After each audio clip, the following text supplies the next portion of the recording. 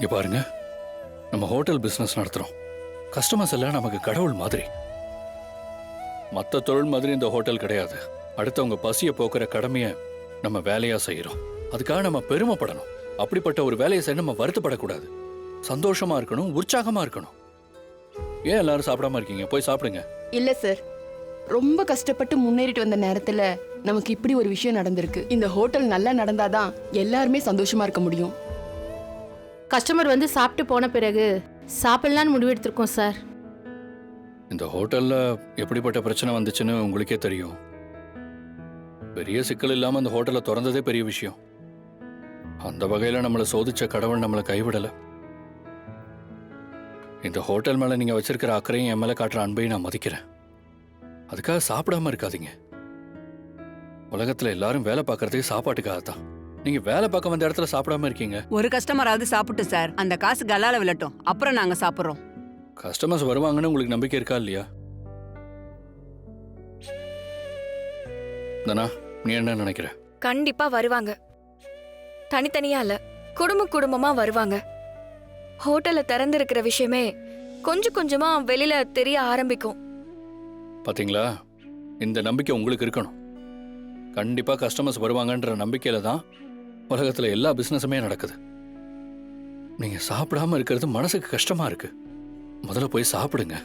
நீங்க சாப்பிட்டு முடிக்கிறதுக்குள்ள கண்டிப்பா கஸ்டமர்ஸ் வராங்களா இல்லையான்னு மட்டும் பாருங்க. ஆமா, கதிர் சொல்ற மாதிரி கண்டிப்பா எல்லாரும் வருவாங்க. சரி வாங்க, நம்ம போய் வேலையை பார்க்கலாம். வாங்க அக்கா, வாங்க போய் சாப்பிடுங்க. நீங்களும் வாங்க. வாங்க வாங்க. அப்போ என்னாச்சுடா, நீயாவது சொல்லு. நான் இன்னைக்கு ஸ்கூலுக்கு போகல பெரியம்மா. ஏன்? இங்க பாருங்க, அவனுக்கு நீங்க அம்மா இல்ல, நான் தான் கேட்டுட்டு இருக்கேன்ல. நீங்க எதுக்கு சும்மா சும்மா தலையிடுறீங்க? தலையிடுறதுக்கு எனக்கு உரிமை இருக்கு. நீ கொஞ்சம் சுமாரு. அப்போ என்னாச்சு? ஏன் ஸ்கூலுக்கு போக மாட்டேன்னு சொல்ற? ஏன் ஸ்கூல்ல ஏதாவது பிரச்சனையா? அப்புறம் கூட படிக்கிற பசங்க கூட ஏதாவது பிரச்சனையா? இல்ல. ஹோம்வொர்க் ஏதாவது பண்ணாம விட்டுட்டியா? இல்ல. வேற? பின்ன எதுக்கு நான் ஸ்கூலுக்கு போக மாட்டேன்னு சொல்லிட்டு இருக்க? எனக்கு தனாக்காவோட ஹோட்டலுக்கு போகணும்.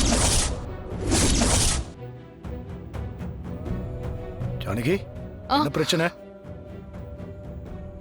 அது அப்போ தனாவோட ஹோட்டலுக்கு போகணும்னு சொல்றான். அப்போ ஏன்டா தனாவோட ஹோட்டலுக்கு போகணும்னு சொல்ற? எனக்கு அக்காக்கு ஹெல்ப் பண்ணணும்னு தோணுது. என்னடா சொல்ற? ஆமா, இன்னும் சின்ன வயசுல இருந்து தூக்கி வளர்த்தது தனாக்கா தான். எனக்கு கணக்கு வராம டீச்சர் என்னை ஃபெயில் பண்ணப்போ எல்லாரும் என்னை பார்த்து சிரிச்சாங்க. என்னை பக்கத்துல உட்கார வச்சு கணக்கு சொல்லி கொடுத்து என்னை கிளாஸ் ஃபர்ஸ்ட் வர வச்சது தனாக்கா தான். எனக்கு பிரச்சனை இருந்தப்போ தனாக்கா தான் கூட இருந்தாங்க. அக்காவுக்கு ஒரு பிரச்சனைனா நான் தானே அவங்க முன்னாடி நிக்கணும். அதான் ஸ்கூல் போகாம அக்காவோட ஹோட்டலுக்கு போறேன். காசு கம்மியா இருக்கும்னு பார்த்தா இவ்வளவு சேர்த்து வச்சிருக்கானே அப்பு. தனா ஹோட்டல்ல குடும்பத்தோட போய் சாப்பிடுறதுக்கு இந்த காசு போதும். டேய் அப்பு, என்னடா திடீர்னு தனா ஹோட்டலுக்கு போகணும்னு சொல்ற?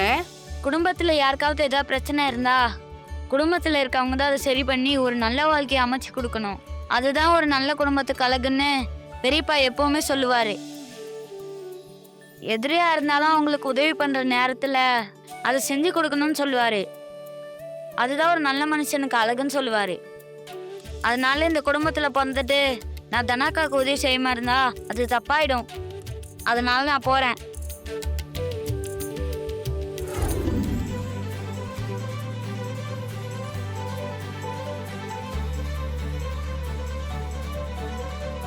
அண்ணி இல்லைங்க, நீங்க எங்க கிளம்புறீங்க?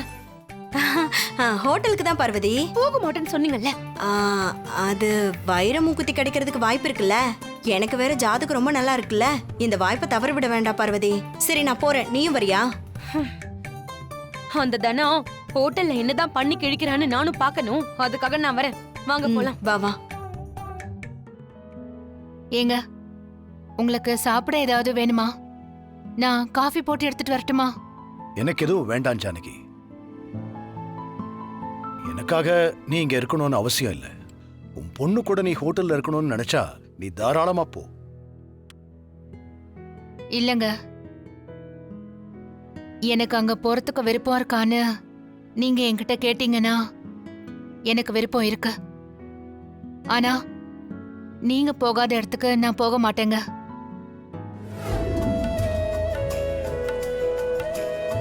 டேய், என்னடா சாப்பிடு. சாப்பிட மாட்டேன். ம், என்னடா ஆச்சு உனக்கு? நீ தானடா வீட்டில் இருந்த எங்க எல்லாரையும் அக்கா கடையில் சாப்பிடணும் எங்க எல்லாரையும் ஆசையா கூட்டிட்டு வந்த. இப்போ என்னடா சாப்பிடாம இருக்க? என்னடா ஆச்சு? இன்னைக்கு என்னவோ இவன் ஒரு மாதிரியாவே தான் இருக்கான். ஏய், நீ பேசாம இரு, அது போதும். நான் வேணா பேசாம இருக்கேன். முடிஞ்சா நீங்க சாப்பிட வைங்க பாப்போம். நீ அமைதியா இரு, எல்லாத்தையும் நாங்க பாத்துக்கிறோம். என்ன அப்போ ஏன் சாப்பிட மாட்டேங்கிற? பெரியப்பாவும் பெரியம்மாவும் வந்திருந்தா ரொம்ப நல்லா இருந்திருக்கும். அவங்க வராம நாம மட்டும் சாப்பிட்றது எனக்கு ஒரு மாதிரி இருக்குக்கா. தனாக்காக்கு கூட நம்ம எல்லாரும் அந்த சந்தோஷத்தை விட பெரியப்பாவும் பெரியம்மாவும் வரலங்கிற வருத்தத்துல தான் இருக்காங்க. இலையில சாப்பாடை போட்டு வச்சுட்டு பஞ்சாயத்து நடக்குது. பசி கொள்ளுது பார்வதி. அவன் இன்னைக்கு வீட்டுக்கு வரட்டும், அப்புறம் நான் அவனை வச்சுக்கிறேன். ஹலோ, சொல்லுங்க அத்தை. ஹோட்டலுக்கு போயிட்டீங்களா?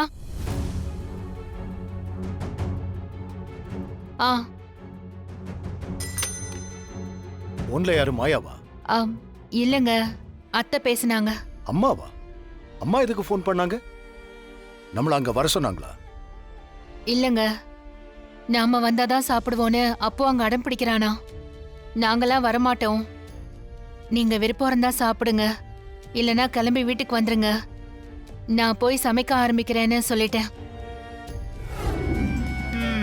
வாப்பா. அத்தை, அம்மா, வேணா, அங்க பாரு. உட்காருங்க மாமா, உட்காருங்கம்மா. உட்காரு. ம், உட்காருங்க. உட்காரு ஜானகி. இருக்கட்டும், இரு.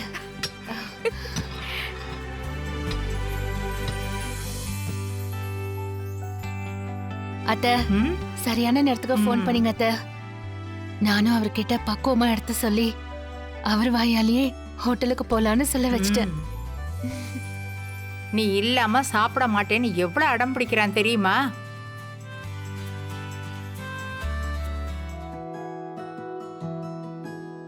பெரியவங்க நாமளே மனசுக்குள்ள ஏதோ காரணங்களை வச்சுக்கிட்டு இங்க வர விருப்பம் இல்லாம இருந்தப்போ ஒரு குழந்தை பாசத்துக்கு தனா காட்டின நன்றிக்கு கடனா இங்க வரணும்னு நினைச்சது எனக்கு ரொம்ப பெருமையா இருந்துச்சு.